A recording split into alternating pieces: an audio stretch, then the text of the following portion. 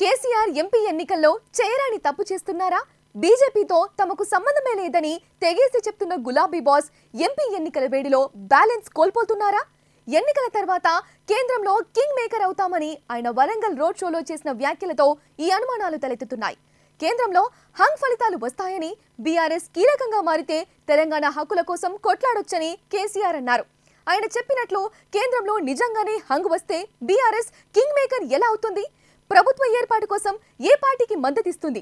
బీజేపీకా, కాంగ్రెస్కా?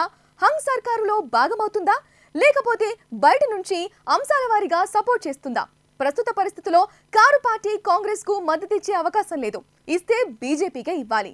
గులాబీకి కమలానికి దోస్తీ ఉందని జరిగిన ప్రచారం అసెంబ్లీ ఎన్నికల్లో కారుకు పెద్ద బ్రేక్ వేసింది. తాజాగా కేసీఆర్ వరంగల్లో కింగ్ అంటూ అనుమానాలను తెలతీయడం పార్టీ క్యాడర్లో కలకలం రేపుతోంది.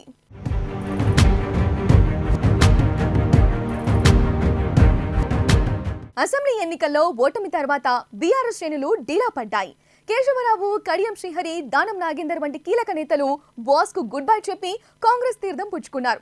మరింత మంది ఎమ్మెల్యేలు గోడ దూకడానికి రెడీగా ఉన్నారు. ఈ సంక్షోభం నుంచి గట్టెక్కడానికి కేసీఆర్ మళ్లీ ప్రజల్లోకి వచ్చారు. బస్సు యాత్రతో పడిపోయిన పార్టీ గ్రాఫ్ ను పైకి లేపుతున్నారు. క్యాడర్ కు, నాయకులకు ఉత్సాహం నూరిపోయడానికి తమదే విజయం అంటున్నారు. అందులో భాగంగానే హంగ్ గురించి ప్రస్తావించినట్లు కనిపిస్తోంది. జాతీయ పరిణామాలను దృష్టిలో ఉంచుకునే కేసీఆర్ హంగ్ కింగ్ తుట్టను కదిపారు. మోదీ ఓటమి భయంతో హిందూ ఓట్లను పోలరైజ్ చేసేందుకు దూకుడిగా ముస్లిం వ్యతిరేక వ్యాఖ్యలు చేస్తున్నారు. కాంగ్రెస్ సారథ్యంలోని ఇండియా కూటమిని అంతర్గత కలహాలు కలవరపెడుతున్నాయి. దీంతో కేంద్రంలో ఏ పార్టీకి మెజారిటీ వచ్చే అవకాశం లేదనే వాదన వినిపిస్తోంది. ఎక్కడ నెగ్గాలో కాదు, ఎక్కడ తగ్గాలో తెలిసిన నాయకుడు కేసీఆర్. ఈ మాటను కేటీఆర్, కవిత, హరీష్ తరచూ చెబుతుంటారు. అలాంటి పెద్ద ఆయన అసెంబ్లీ ఎన్నికల్లో టికెట్ల విషయంలో తప్పు చేశారని రివ్యూ చేసుకున్నారు. ప్రజల్లో వ్యతిరేకత ఉన్న సిట్టింగ్ ఎమ్మెల్యేలకు సీట్లిచ్చి తప్పు చేశామని, తమ ఓటమికి దళిత బంధు కూడా కారణమని చెప్పారు. బీజేపీ, బీఆర్ఎస్ ఒకటేనంటూ కాంగ్రెస్ చేసిన ప్రచారం కూడా కేసీఆర్ ప్రతిష్టను మసకబార్చింది. అదంతా అబద్ధమని బీఆర్ఎస్ నేతలు తిప్పికొడుతున్నారు. బీజేపీతో కుమ్మక్కైంది రేవంత్ రెడ్డేనని అంటున్నారు.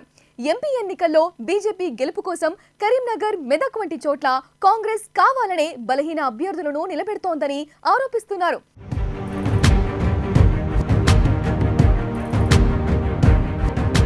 పదేళ్ల పాలనలో మోదీ దేశాన్ని సర్వనాశనం చేశారని కేసీఆర్, కేటీఆర్, హరీష్ ఎన్నికల ప్రచారంలో తిట్టని రోజంటూ లేదు.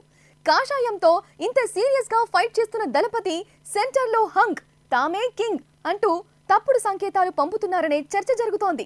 ఢిల్లీలో భూకంపం పుట్టిస్తామని కేసీఆర్ ఇదివరకు ఆవేశంతో ప్రకటించారు.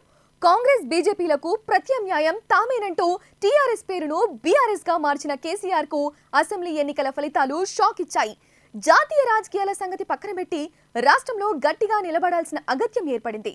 కట్టు తప్పుతున్న లీడర్లకు ధైర్యం ఇచ్చి కేడర్లో ఉత్సాహం నింపాలి. అదే సమయంలో జరిగిన పొరపాట్లు రిపీట్ కాకుండా చూసుకోవాలి.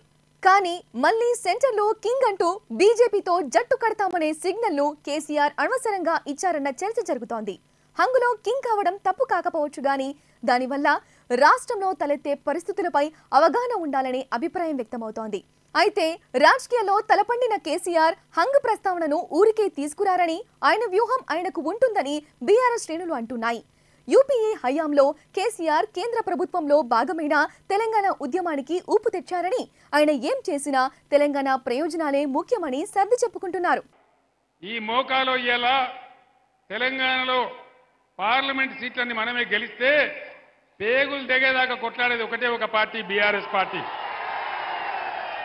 14-15 ఎంపీలతో మనం పోతే కేంద్ర ప్రభుత్వంలోనే హంగ్ పార్లమెంట్ వస్తే కీలకమైన పాత్ర పోషించే అవకాశం తెలంగాణకి ఈరోజు ఉంది. కాబట్టి దయచేసి మన గోదావరి కాపాడుకోవాలన్నా, మన కృష్ణ కాపాడుకోవాలన్నా, తెలంగాణకు రావాల్సిన నిధులు రాబట్టుకోవాలన్నా, మన ప్రాజెక్టులకు జాతీయ హోదా రావాలన్నా, నిరుద్యోగ సమస్య తీరాలన్నా, మన బతుకులు బాగుపడాలన్నా ఖచ్చితంగా ఇలా బీఆర్ఎస్ అభ్యర్థులే గెలవాలి. అదే తెలంగాణ క్షేమం.